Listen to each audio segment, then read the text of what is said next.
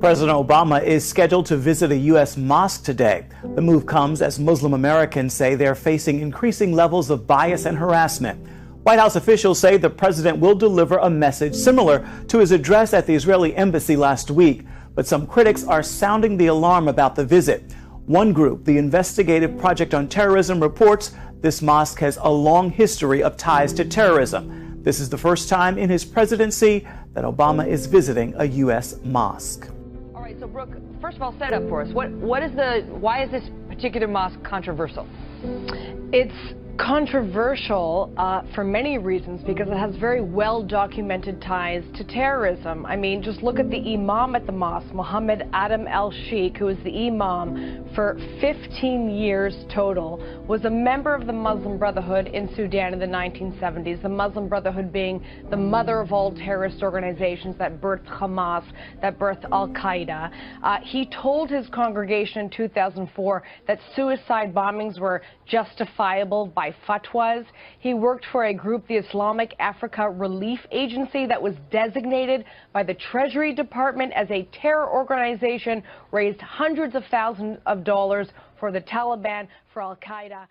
It is my honor to introduce to you our President of the United States, President Barack Obama. At a mosque in Baltimore, Maryland, U.S. President Barack Obama attacked growing anti-Muslim sentiment in the United States. We're one American family, and when any part of our family starts to feel separate or second class or targeted, it tears at the very fabric of our nation.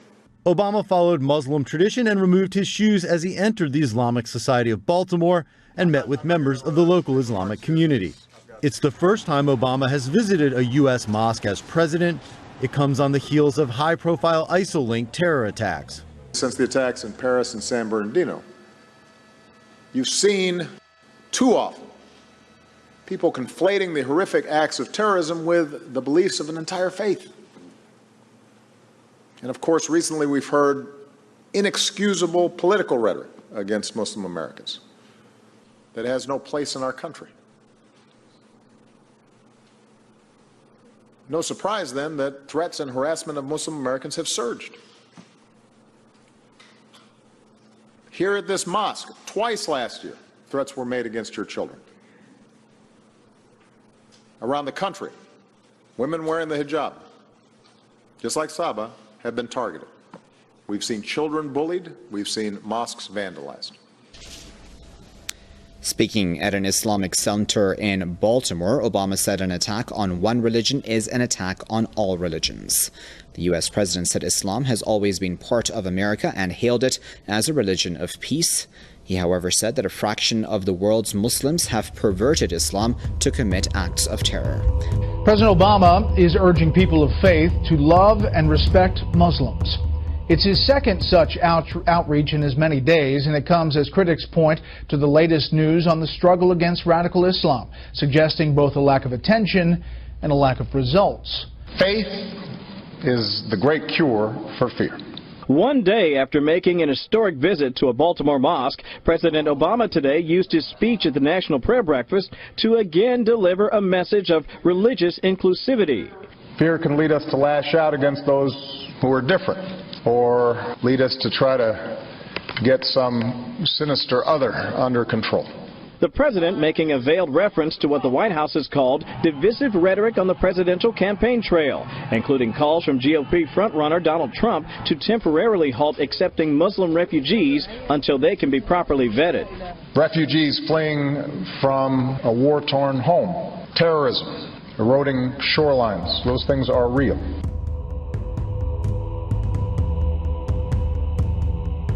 The anti-Islamization and anti-migrant movement Pegida is staging an international action day today in various places. Over a dozen rallies are underway, in fact, across Europe, including in the French town of Calais, which hosts that large makeshift camp, the Jungle.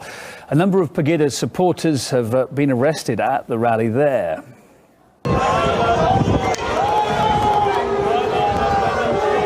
This video shows the arrest of one of the protesters, reportedly a French army general and former advisor to 3 French prime ministers.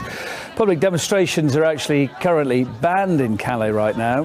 For more on today's other Pegida rallies in Europe, RT's Lizzie Phelan and Harry Fear report from Germany and the UK. issue of migration and also the so-called Islamisation of Britain is on the minds of protesters here today. And I caught up earlier with the new leader of Pegida in the UK, Tommy Robinson, and asked him about the group's latest ideological stance towards Birmingham. It's the first real Pegida UK rally. It's part of simultaneous rallies across Europe to raise awareness, bring about debate and try and wake people up to what's happening. And what is happening? Islam is invading Europe in an uncontrollable way. It's getting an ever-growing influence in our country. It has our politicians in fear, paralysed with fear. No one dare talk about it or tell the truth.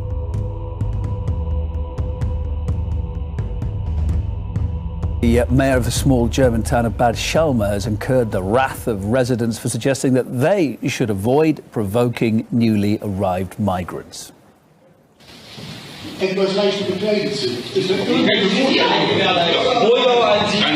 indem wir dort nicht provozieren und dort nicht entlang fällt.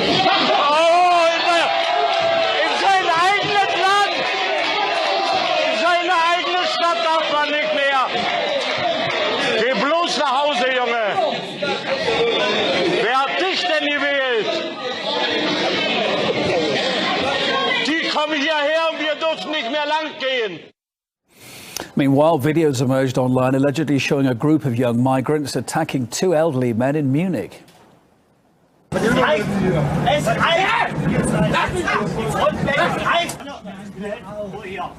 The person who posted on Facebook says the altercation began when the pensioner stepped in to try to defend a young woman from the migrants. That's the allegation. He says the video was recorded on one of the city's underground trains.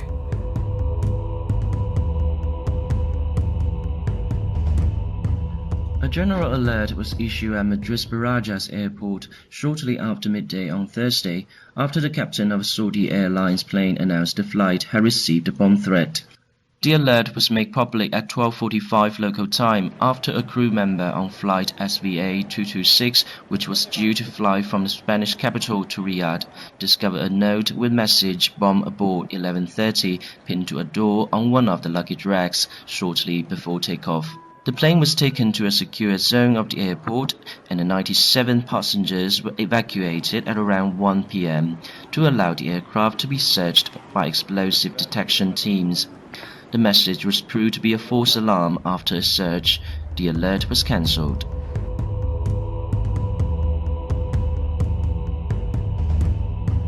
Turning overseas, there was a bang and suddenly a gaping hole in a jetliner over war-torn Somalia today. And Margaret Brennan has that.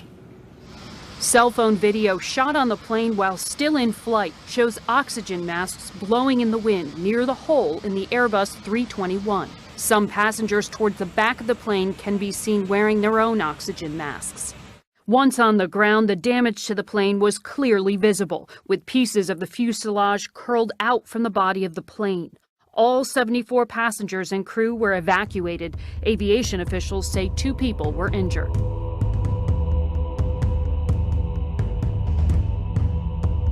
In the ramp-up to Sunday's Super Bowl, the FAA has banned consumer drones. Part of a 50-agency crackdown marshaled by Homeland Security Secretary Jay Johnson. Is there a credible threat against the Super Bowl?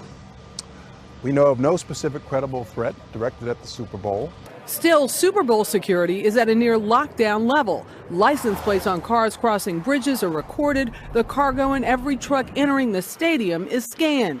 On game day, the skies over Levi Stadium will be a no-fly zone, but all week, Customs and Border Protection Black Hawk choppers have had the San Francisco Bay Area under surveillance.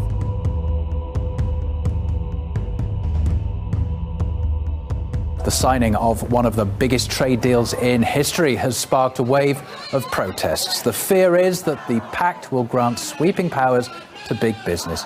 The Trans-Pacific Partnership Agreement includes 12 countries and must now be ratified before it can come into force. There were some arrests outside the signing ceremony in Auckland in New Zealand.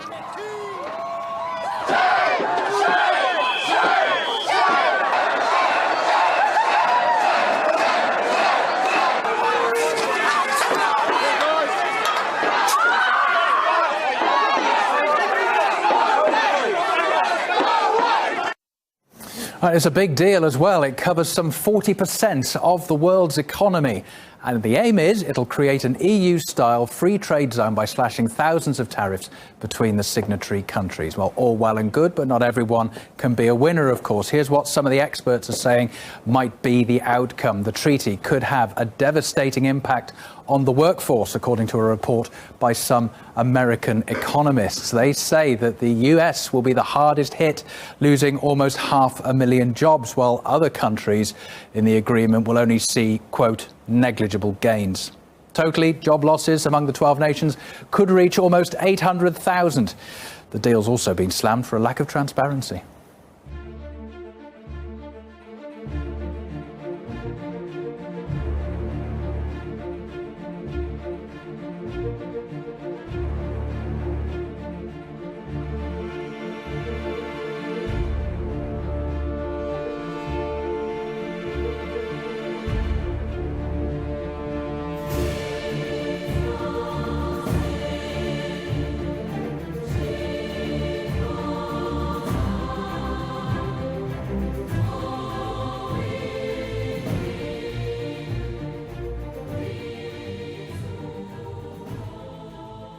This deal would be a good thing. So let's just do it.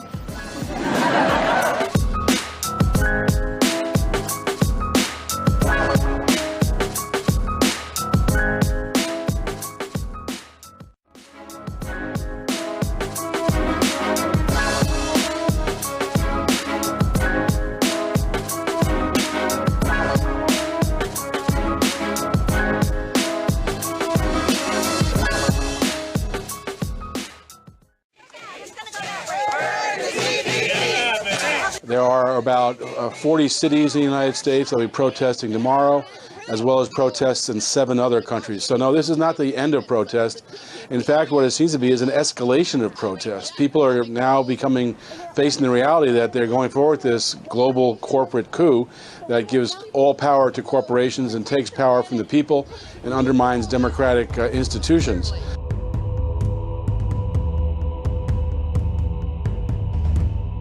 TGIF, everybody.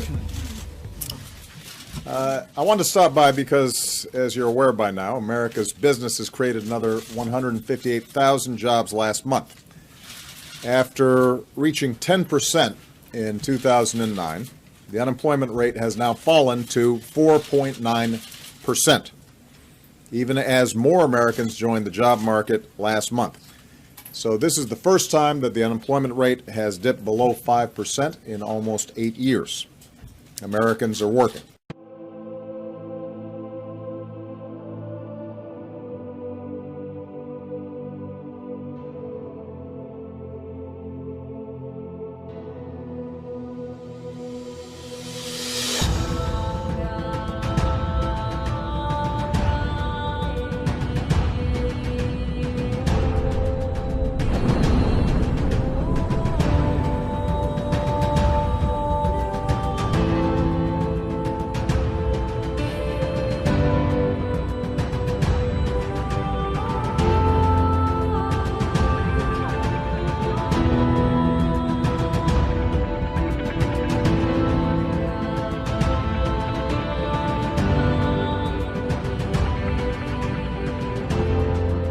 Yahoo announced it plans to eliminate as many as 1,700 jobs in an effort to cut costs. CEO Marissa Mayer was tapped in 2012 to revitalize the company. But she's consistently faced criticism from investors, and some are calling this a last-ditch effort by Mayer to turn the company around and save her job. In an interview with CNBC, Mayer denied that the layoffs indicate a drastic change in direction for the company. Listen. Out yesterday. How do we make Yahoo the very best version of itself that we can? And that's being focused on discovery, being the digital information guide that we've always been, and really thinking through how can we inform, connect, and entertain our users. And so it's much of the same focus we've had in the past, but even more concentrated into particular areas. Mail, search, Tumblr as global platforms, news, sports, finance, and lifestyles as verticals that will offer in particular geographic areas. And making Yahoo the very best version of itself we can for our users, for our advertisers, is really what's going to serve our shareholders best.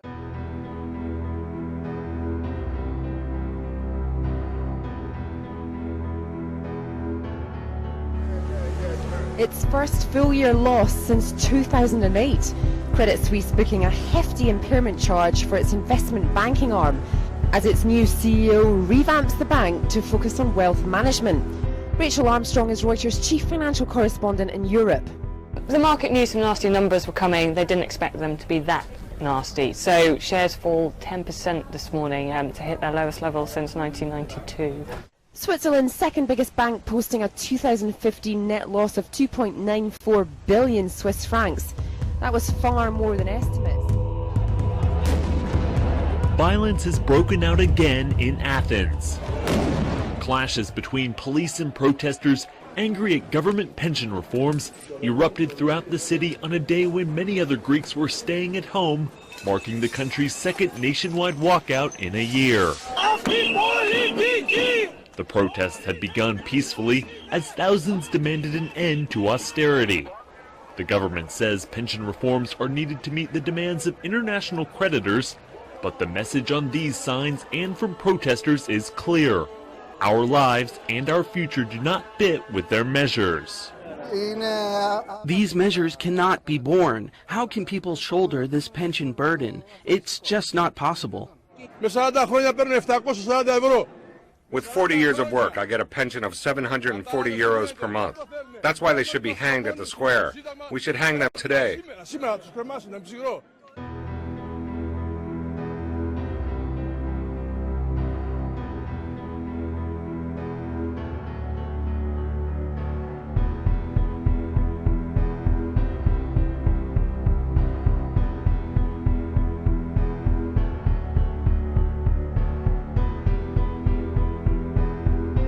The Russian Defense Ministry warning that Turkey could be preparing for an invasion of Syria. We have grounds to suspect Turkey is gearing up for an invasion. We have traced growing signs of stealth preparations by Turkish troops for military action in Syria. Russia says Saudi Arabia's proposed troop deployment in Syria could be regarded as a declaration of war. The head of the State Duma committee, Pavel Krashenikov, says Riyadh has to get official permission from the Syrian government before any military operation in the Arab country. But unlike Russia, the United States has welcomed the Saudi offer to send ground troops into Syria. The U.S. Defense Secretary Ashton Carter says the offer will be discussed with his Saudi counterpart in Brussels next week. Saudi Arabia has announced it is ready to join the so-called U.S.-led coalition against Daesh. Damascus accuses Saudi Arabia, Turkey and Qatar of funding and arming anti-Syria terror groups, including Daesh.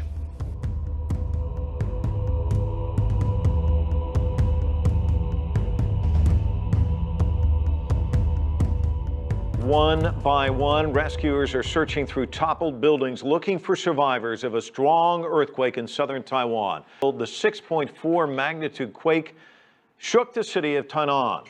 Two large buildings, including a high-rise apartment building, collapsed, and others were toppled as well.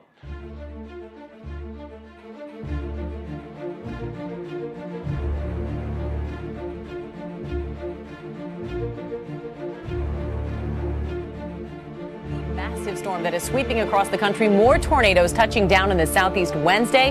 And then take a look at this surveillance video from a high school in Tennessee. The school damaged by the storm. Tornado warning has been issued. For the second night in a row, tornadoes rain down on families in parts of the South. It looks like it's almost splitting into two. This one was recorded on cell phones, tearing through Fort Stewart, Georgia, the U.S. military base near Savannah. Sirens and warnings blared on loudspeakers. Abandoned vehicles and trailers. Frightened parents and children couldn't believe their eyes. Oh my God, taking the roof off houses. This morning, the base says it has to move 50 people to new homes. Dozens of vehicles are destroyed. And in South Carolina, you better run. There were reports of tornadoes there too. And it wasn't just the high winds. The storm brought heavy rain, lots of it. The will to live kept her hanging on. In Nashville and Atlanta, drivers had to be rescued from flash floods. And take a look at this video from a surveillance camera that they gave us at Crockett County High in Tennessee. This is near that coach's office. You can see the moment a tornado tore through this school Tuesday. Everybody was gone home, and that saved lives. Yes, no doubt. They're working through the night, and they hope to have classes open back up.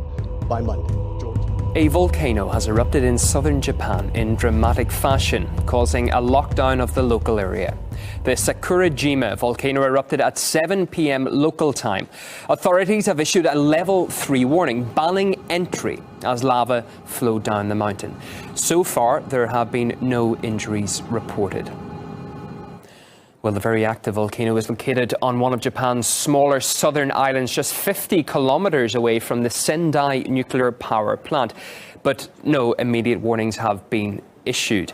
The plant was the first to restart operations after a shutdown of all nuclear reactors in Japan following, of course, the Fukushima nuclear disaster in 2011. That tragedy, almost 5 years ago now, started with a magnitude 9 earthquake, which in turn triggered a tsunami with waves up to 40 meters high. Now all familiar with the Porter Ranch methane leak health symptoms: dizziness, nausea, vomiting, even reports of skin allergies. These are all symptoms that people who live in the community and its surrounding cities are reporting to health officials in droves. But it's other family members who may be the most easily affected by this leak and are also the most underreported. Those are the pets of Porter Ranch. David Smith is a leading veterinarian in the city and says that the furry family members in Porter Ranch may actually be the ones suffering the most. Our captains are there for safety reasons, so you can detect the odor in case there's a leak in your house or nearby, so you can get away from it. Those are apparently, at least they're saying that's the main ingredient that's causing nausea and some of the other problems. We're seeing a lot of vomiting and gastrointestinal distress in dogs and pancreatitis. Tons of pancreatitis cases, interestingly enough. So somehow it's irritating the pancreas, something is. And they usually come in because of throwing up. Smith has been practicing in the community for more than 20 years and has never seen anything like this. Animals being treated for vomiting, nosebleeds, bronchial problems, and vision issues being brought in by distraught owners at a rate of 20 times more than usual. Breaking headline today in New York City. The image of the deadly crane collapse not far from the World Trade Center. One person was killed, several injured, people trapped in their cars. Tonight, a crawler crane upside down, the monster of a machine capable of lifting 330 tons, crashing down in 30 seconds of terror. That moment caught on tape. There he goes, he's moving fast now, he's dropping it really quick. Whoa! Pure steel, more than 50 stories tall. It's falling, it's falling, it's falling. Suddenly collapsing right onto cars on the road. Oh, it broke! Holy! TMZ video showing people nearby rushing to help that man inside. Keep going, keep going! I saw the crane coming down, and when it came down, it made a loud noise and it hit. Then we all ran to see if we could help out. At least 3 injured, but on the street, a 38-year-old Wall Street worker, David Wicks, killed. Officials say crane operators were trying to secure the crane because of wind and snow. And this incident occurred literally as they were lowering the crane to secure it. From this 5th-story window, you can see that crane right there. It was being used to replace generators and air conditioners right on the roof of this building behind me. The crane sending debris everywhere, bricks scattered, and in this roof, a hole from a piece of equipment crashing through, ending up here on a desk. For much of the day, a threat of gas leaks. It's a cold New Hampshire morning as the Manchester SWAT team quietly moves into position. Successful breach. Within minutes, 2 suspected drug dealers are arrested and taken into custody. We're at war with the drug cartels and the drug deals, not only this city, but in the nation. The raid is part of a federal, state, and local operation called Granite Hammer. Its goal, stemming the heroin epidemic ravaging New Hampshire, where Manchester police say every 5 days someone dies of an overdose, usually heroin. 5 years ago in 2010, in this city, we seized less than 200 grams of heroin in 1 year. Now, fast forward to 2015, we took over 27,000 grams of heroin off the street. The heroin crisis has become a key issue for the presidential candidates. We can't be here in New Hampshire and not talk about the addiction problem. It is a crisis. It's a horrible disease. That wall is going to stop so much of it. And it's weighing on voters' minds here in New Hampshire. Another home, another raid. The SWAT team is executing a search warrant on the second floor, an apartment where a man is suspected of dealing drugs. The sun is barely even up, and surveillance suggests that people, possibly buyers, have been going in and out of that apartment for the last couple of hours. To understand the reach of the heroin epidemic, all you have to do is look at this map. This really shows what amounts to the poisoning of America. It does. It's and what's represented here is wherever you see orange, and is the Sinaloa cartel's influence in the United States. Michael Ferguson is the special agent in charge of New England for the Drug Enforcement Administration, DEA for short. Every city and town, there's a heroin epidemic going on today. I'm looking at this, it's like a virus that's just spreading. It is a public safety, public health, it's a national security situation.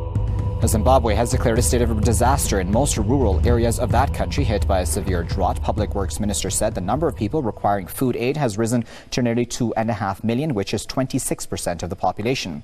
The official said all 60 rural districts of Zimbabwe are affected by the crisis. The African nation has suffered perennial shortages in recent years and has resorted to importing grain from neighboring countries to meet its needs. A regional drought worsened by the El Niño weather phenomenon has affected South Africa and Zambia, as well as Zimbabwe, leaving tens of thousands of cattle dead, dams depleted, and crops written off. Mr. Powers, thanks for joining us. How do you feel about what are the root causes here? Is it just El Niño, or is there some mismanagement here as well? Well, I think there's obviously there's mismanagement from previous 15 years destabilizing the farm industry in Zimbabwe, which was primarily owned by whites because of black empowerment. Robert Mugabe removed many of the white farms. But I also want to speculate a little bit and wonder if there's some sort of weather modification attack being done on this region of Africa. We can always blame Mother Nature, but strategically, these regions, there is a bigger play to keep Africa poor and under control. We saw that with the now revelation that indeed they did kill Muammar Gaddafi of Libya because of his plans to transform Africa.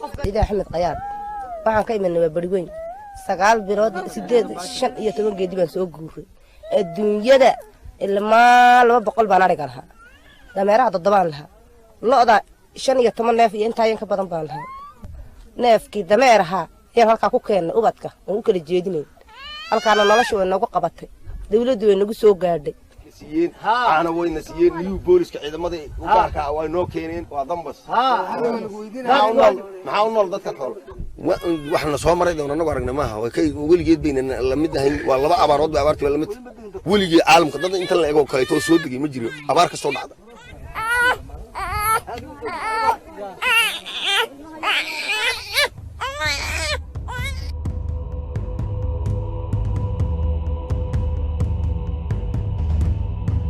Concerns now about that virus growing right here in the U.S. The governor of Florida now expanding that state of emergency to 5 counties. And there are now more than 50 cases of the virus across 13 states and Washington, D.C. ABC's Lindsay Janis has the latest. This morning, Florida preparing for the worst, declaring a public health emergency in 5 counties. There are now 12 travel-related cases of Zika reported throughout the state. Governor Rick Scott calling on the CDC to provide at least 1,000 Zika antibody test kits for pregnant women to see if they contracted the virus in the past, and thousands more kits to test for active cases. The mosquito that causes Zika virus is common in Florida. The spread of the virus, a growing concern for the estimated 20 million tourists expected to visit Florida in the spring break months. And at Miami International Airport, hundreds of flights a day coming in from the 30 high-risk countries flagged by the CDC. Over 100 of them just from Brazil. Ground zero for the outbreak, Brazil is struggling to contain it, with prominent voices now calling for this summer's Rio Olympics to be canceled. Our Dr. Richard Besser is on the scene in Brazil right now. Good morning, Rich. Good morning, George. Every 4 years we look forward to the Olympic Games and the world coming together. But this year it's different, and that's why health officials are so concerned. Because when the world comes together during a viral epidemic, when people go home, they may not go home alone. With millions of tourists in Rio for the start of Brazil's Carnival tomorrow, and millions more expected this summer for the Olympic Games, controlling the Zika crisis here is more urgent than ever. Overnight, Brazil's president saying the virus has gone from a distant nightmare to a real threat. The government scrambling to start developing a vaccine. But until one is ready, she says, mosquito prevention is their best course of action. Now this morning, some who doubt whether Brazil can get Zika under control by this summer are calling for the Rio Olympics to be canceled. I don't know that it's up to doing the Olympics and epidemic control at the same time. Mosquitoes are a tougher one. A person in Texas has become infected with the Zika virus through sexual contact. The unidentified person has not traveled to the affected areas, but had sex with a person who returned from Venezuela with the illness. The Centers for Disease Control has confirmed the lab test results, and Dallas County health officials are following these developments. The CDC will issue guidance in the coming days on prevention of sexual transmission of the Zika virus. This is considered the first case of the illness being transmitted within the United States. There's some new troubling information on the Zika virus. Reuters reports Brazil's government health institute found active Zika virus in saliva and urine samples. More on this from Sanjay Gupta. Worrying, isn't it? Well, we knew that this could be in bodily fluids other than blood. That's been shown because it's been sexually transmitted. So it's not entirely surprising that we're going to find this in other places as well. The big question, and we don't know the answer to this yet, is can it be spread this way? WHO officials on Tuesday expressed concern that Zika virus could hit Africa and Asia as well. The potential for spread, not just across Latin America, but into Africa, into Asia, which have the highest birth rates in the world. We don't have a commercially available diagnostic test. That means many women could have been exposed to Zika virus, but there's no way to know who is infected. Zika virus cases may have reached Europe and Portugal. 5 people tested positive after recent trips to Brazil. Authorities are keeping a close eye on these developments. CCTV's Dan Williams reports from Lisbon. The Zika virus has exploded across the Americas and has been linked to thousands of babies being born with microcephaly, a congenital malformation that sees babies born with underdeveloped brains. Events in Brazil are watched closely in Portugal, given the close ties between the countries. But the concern is also shifting closer to home after 5 people tested positive for the virus after recent trips to Brazil. Vitor Lett of the Portuguese Institute of Hygiene and Tropical Diseases says the developments are alarming. The great pressure is about the capacity of the virus to disseminate through a vast territory. So it's a real concern. The concern is real, and then the dissemination of the disease here in this European territory. But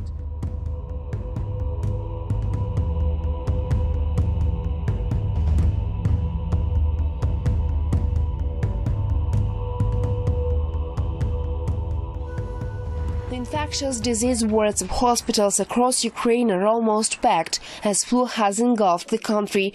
Over 3.2 million people have fallen sick since September. The epidemic became the deadliest in recent years, with the death toll nearing 200. The number of incidents is growing in the western regions, which had lower illness frequency at the start of the epidemics. That shows that infectious diseases do not have borders. None of the dead was vaccinated against the flu. Most of those died from the H1N1 type, dubbed the swine flu, which causes severe forms of pneumonia if it is not dealt with immediately.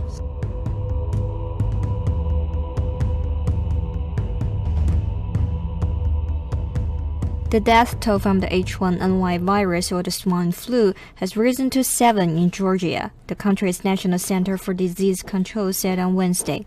In addition, another person was killed by the mutated flu virus H3N2.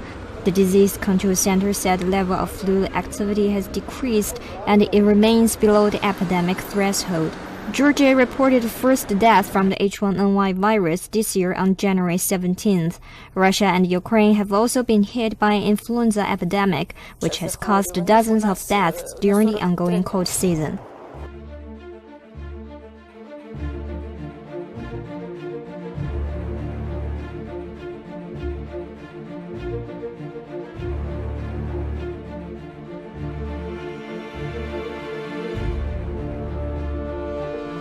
Pope Francis, we hear, will hold an historic meeting with the Russian Orthodox Patriarch Kirill in Cuba next week.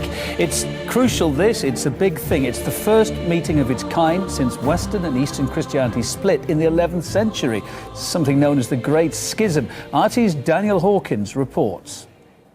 Meetings between top-level spiritual leaders are not uncommon, but what makes this one unique is, of course, it's the first time that the Pope, the head of the Roman Catholic Church, over 1 billion followers worldwide, will meet the Patriarch, the head of the Russian Orthodox Church, around 150 million followers, the biggest denomination in Eastern Orthodox Christianity. Now, what makes this so important is that it's the first step towards the warming of relations between these two religious groups, which really have some fundamental differences in how they look at theology and biblical matters. And secondly, it signifies perhaps a first step in a more accepting and inclusive atmosphere from these two churches, whereby the Russian Orthodox Church and the Catholic Church can cooperate as equal partners on an equal footing on a global level for the first time in hundreds and hundreds of years.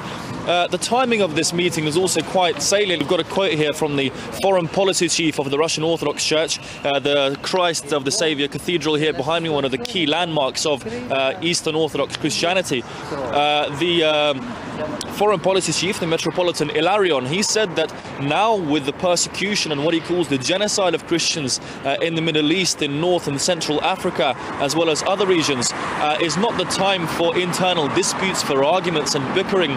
Now is the time to put aside differences and show unity in the face of these global challenges. So very much a call for a united front, if you like, from the leadership of the Russian Orthodox Church, especially at a time when the relations between East and West are, to put it mildly, very tense. This is certainly a step forward in these relations, and perhaps we can say the politicians could take a leaf out of their spiritual counterparts' books in also showing some global unity here.